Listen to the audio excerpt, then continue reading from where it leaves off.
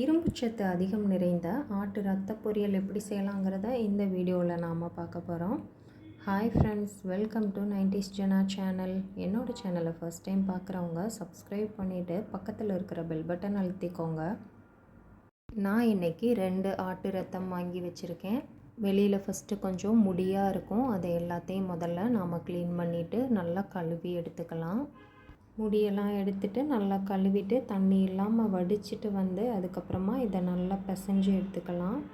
ரொம்ப திரும்ப கழுவிட்டே இருந்தோன்னா ரத்தம் நிறைய வேஸ்ட் ஆயிரும். இதில் இரும்பு சத்து அதிகம் இருக்கிறதுனால ரத்த சோகையை குறைக்கிறதுக்கும் ஹீமோக்ளோபின் அளவை அதிகரிக்கிறதுக்கும் உதவுது. உடல் சோர்வை குறைக்கிறதுக்கும் இரத்த அணுக்கள் புதுசாக உருவாகிறதுக்கும் இரத்த ஓட்டம் மேம்படுறதுக்கும் உதவுது. ரொம்ப பெரிய பெரிய துண்டுகளாக இல்லாமல் நல்லா சின்ன சின்னதாக பசைஞ்சு எடுத்துக்கலாம். இப்போ ரத்தத்தை நல்லா பசைஞ்சு வச்சாச்சு. இப்போ பொரியல் செய்ய ஆரம்பிச்சிடலாம். ஸ்டவ் ஆன் பண்ணி அடுப்பில் ஒரு பேன் வச்சுக்கலாம். 1 ஸ்பூன் அளவு நல்லெண்ணெய் ஊற்றிக்கலாம். 1 ஸ்பூன் அளவு கடுகு சேர்த்துக்கலாம். கூடவே ஒரு 1/4 ஸ்பூன் அளவு உளுந்தம்பருப்பு சேர்த்துக்கலாம்.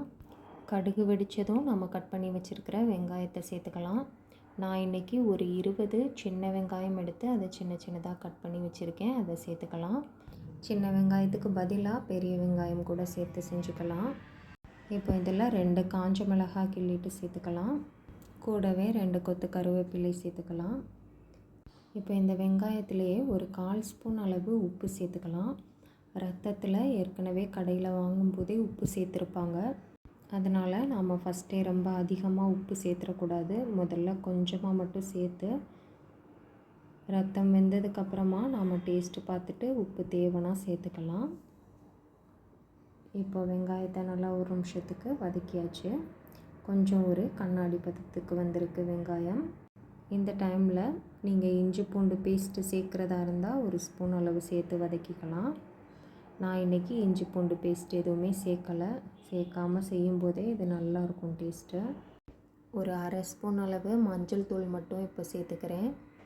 சேர்த்துட்டு எல்லாத்தையும் நல்லா கலந்து விட்டுடலாம். உப்பு மஞ்சள் நல்லா மிக்ஸ் ஆகிற அளவு கலந்ததுக்கப்புறமா நாம் பசைஞ்சு வச்சுருக்கிற ரத்தத்தை உள்ளே சேர்த்துக்கலாம். ரத்தம் எல்லாத்தையும் உள்ளே சேர்த்துட்டு இந்த கரண்டி வச்சு நல்லா மிக்ஸ் பண்ணி விட்டுடலாம். எல்லாம் நல்லா மிக்ஸ் ஆகட்டும். நமக்கு ரத்தம் வேகிறதுக்கு ஒரு 10 நிமிஷம் வரைக்கும் ஆகும். ரத்தத்தை மூடி வச்சு நாம் வதக்க வேண்டாம். நல்லா திறந்தே வச்சு அப்பப்போ கிண்டி விட்டு கொஞ்சம் வேக வச்சுக்கலாம். ஃபஸ்ட்டு நமக்கு அடியில் கொஞ்சம் பிடிக்கிற மாதிரி இருக்கும். அதனால் நாம் முதல்ல கரண்டி வச்சு நல்லா கிண்டி விட்டுக்கிட்டே இருக்கணும். கொஞ்சம் வெந்ததுக்கப்புறமா தான் நமக்கு அடியில் ஒட்டாமல் நல்லா உதிரியாக கிடைக்கும் ரத்தம்.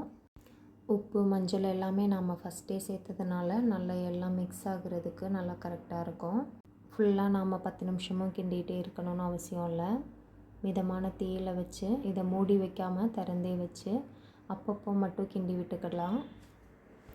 பாருங்கள், இந்த மாதிரி கொஞ்சம் கொஞ்சமாக நமக்கு வெந்து வரும். இப்போ பாருங்கள், பாதி ரத்தம் அதே கலர்லேயும் மீதி எல்லாம் கொஞ்சம் வெந்து வந்திருக்கு. அப்பப்போ இந்த மாதிரி கொஞ்சம் கிளறி விட்டுகிட்டே இருக்கலாம். இப்போ பாருங்கள், ஓரளவு நல்லா வெந்துருச்சு. அந்த தண்ணியெல்லாம் நல்லா வற்றி வரணும். இப்போ இன்னும் கொஞ்சம் தண்ணி இருக்குது பாருங்கள். அது நல்லா வற்றி இன்னும் கொஞ்சம் வெந்து வரணும். இப்போ இதில் கொஞ்சம் உப்பு கம்மியாக இருக்குது. அதனால நான் ஒரு 1/4 ஸ்பூன் அளவு உப்பு சேர்த்துருக்கேன்.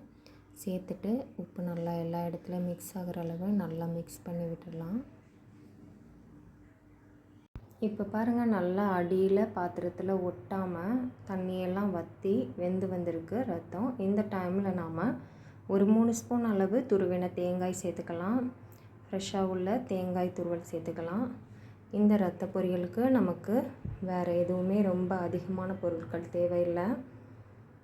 சேர்த்துட்டு நல்லா கலந்து விட்டுடலாம். பாருங்கள், நல்லா உதிரியாக சூப்பராக ரெடி ஆயிடுச்சு. ரொம்ப கம்மியான பொருட்கள் வச்சு ரொம்ப குறைஞ்ச நேரத்தில் நல்ல டேஸ்டான ரத்த பொரியல் ரெடி பண்ணியாச்சு. இது தனியாக சாப்பிட்றதுக்கே அவ்வளோ சூப்பராக இருக்கும். இப்போ இது கூடவே ஒரு 1/2 ஸ்பூன் அளவு மிளகுத்தூளும் சேர்த்துக்கலாம். சேர்த்துட்டு எல்லாத்தையும் நல்லா ஒரு தடவை கலந்து விட்டுட்டு நம்ம அடுப்பை ஆஃப் பண்ணிக்கலாம். இப்போ நமக்கு நல்ல சாஃப்டாக டேஸ்ட்டாக உதிரியாக ரத்த பொரியல் ரெடி ஆயிடுச்சு. கண்டிப்பாக எல்லோரும் இது மாதிரி செஞ்சு பாருங்கள். செஞ்சு பார்த்துட்டு எப்படி இருக்குன்னு சொல்லி எனக்கு கமெண்ட் பண்ணுங்கள். என்னோடய சேனல் பிடிச்சிருக்குன்னா லைக் பண்ணுங்கள், சப்ஸ்கிரைப் பண்ணுங்கள். தேங்க்ஸ் ஃபார் வாட்சிங்.